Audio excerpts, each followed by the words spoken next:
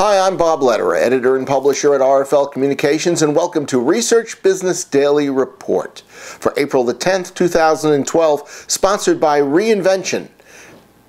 Data collection made easy. Check out their website, reinvention.com. A week or so ago, I reported the United States market research industry's tepid growth during the first quarter of 2012, and I pointed to global uncertainties caused by the floundering European economy as a leading cause.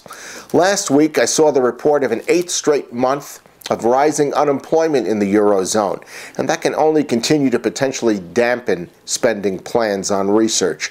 10 European countries, it's now said, have fallen back into recession. This past Sunday, 60 Minutes had a segment about Europe's economic woes, and correspondent Steve Croft opened with the comment that one thing that could hurt America's revival in its economy would be what's going on in Europe. And at the end of the report, a British analyst said, quote, "If there is trouble in the Eurozone this year, America won't go unscathed," end of quote. For those of us in research, that's already seemingly a reality, and I hate to say it, but things could get worse in this interconnected world because there are some telltale signs of a recession in China. Yesterday, I read Confessions of a Social Media Expert on Digiday.com, and senior editor for brands Giselle Abramovich presented the anonymous comments, for honesty's sake, of a social media manager who presented these thoughts. 1. Twitter is loved by brands, but it's not as innovative and therefore not as well equipped to assist brand efforts as, say, Facebook. Secondly, marketers are overemphasizing achieving likes on Facebook. Third, social media best practices are in a very basic state.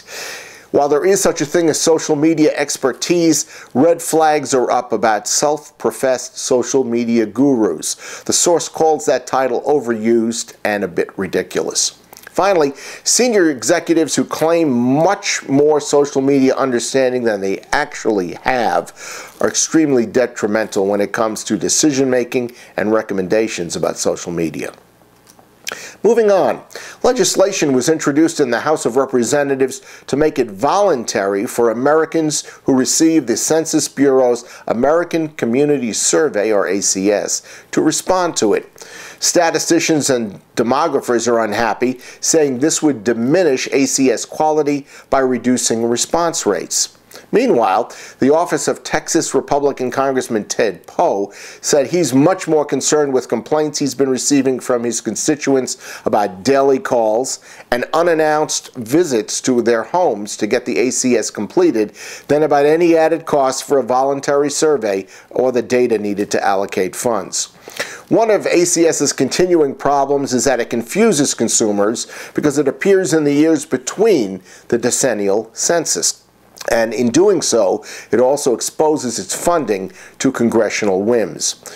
In its defense, the Census Bureau says it can't estimate how many households object to ACS, but it claims response rates would reflect that problem if that were the case, and they just don't see it. And finally, they say that ACS's mandatory nature convinces many potential non-respondents to actually participate. That's Research Business Daily Report for April the 10th, 2012, sponsored by Reinvention. Data collection made easy. I'm Bob Lederer, hoping you have a great Monday, and we will see you tomorrow.